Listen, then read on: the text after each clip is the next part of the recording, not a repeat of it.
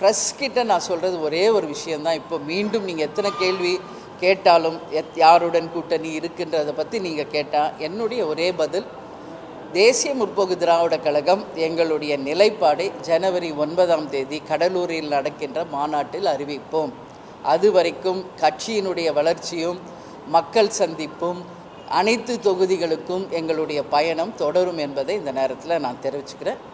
எனவே கூட்டணி பற்றி இல்லாமல் வேறு ஏதாவது கொஷின் இருந்தால் நீங்கள் கேளுங்க.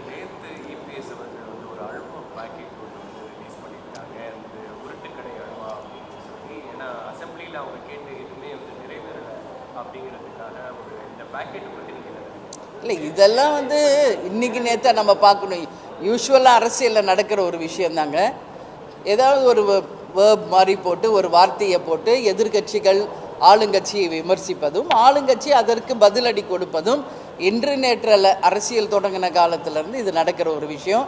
அதற்கு திமுகவும் அவங்க பதில் கொடுத்துருக்காங்க. எனவே இங்கே நடக்கிற எல்லா விஷயமுமே அரசியல் என்ற ஒத்தை வார்த்தையின் பின்னாடி நடக்கிறது தானே ஒழிய அதை மீறி இங்கே எதுவுமே இல்லைங்க.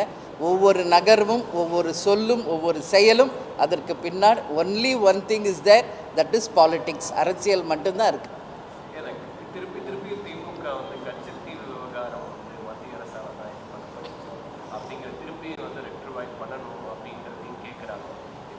இல்லை, கச்சத்தீவை மீட்டெடுக்க வேண்டும் என்பதில் யாருக்குமே மாற்று கருத்து கிடையாது. இன்றைக்கி தமிழக மீனவ மக்களை நாம் காப்பாற்ற முடியும், காப்பாற்ற வேண்டிய ஒரு கட்டாயத்தில் இருக்கிறோன்னா அதற்கு ஒரே தீர்வு கச்சத்தீவை மீட்டெடுப்பது தான்.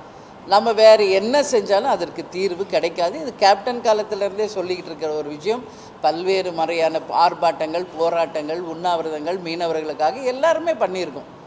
அதுவும் ஒரு அரசியலாக தான் ஓடிட்டுருக்கு. நான் என்ன சொல்கிறேன், சென்ட்ரல் கவர்மெண்ட்டை மட்டும் நம்ம சொல்கிறோம் இது யார் விட்டு கொடுத்தது அப்படிங்கிறப்போ, ஏற்கனவே இருந்து திமுகவும் காங்கிரஸும் தான் விட்டு கொடுத்தது என்ற ஒரு நிலைப்பாடு இருக்குது. இப்போ ஆட்சியில் இருக்கிறவங்க தான் அது சரி செய்யணுன்றாங்க.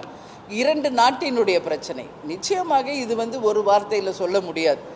இது யுனைடெட் நேஷனில் சொல்லி ஒரு நாட்டுக்கும் இருக்கிற பிரச்சனையை யூஎனில் முடிவு பண்ணி அதை ஒரு தீர்வு கண்டு அது மாதிரி கொண்டு வந்தால் தான் அது முடியும், சாத்தியமாகும். இன்றைக்கி கூட பாரத பிரதமர் அவர்கள் இலங்கையுடைய பிரதமரோடு சந்தித்து பேசியிருக்கிறார்.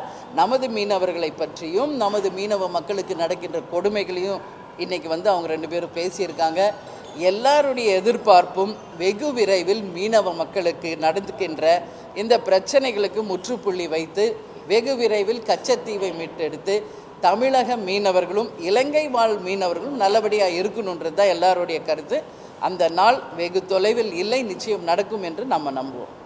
பிளே ஸ்டோர் மற்றும் ஆப் ஸ்டோரில் இருந்து பாலிமர் செயலியை QR கோடு மூலம் பதிவிறக்கம் செய்யுங்கள். செய்திகளை உடனுக்குடன் பெறுங்கள்.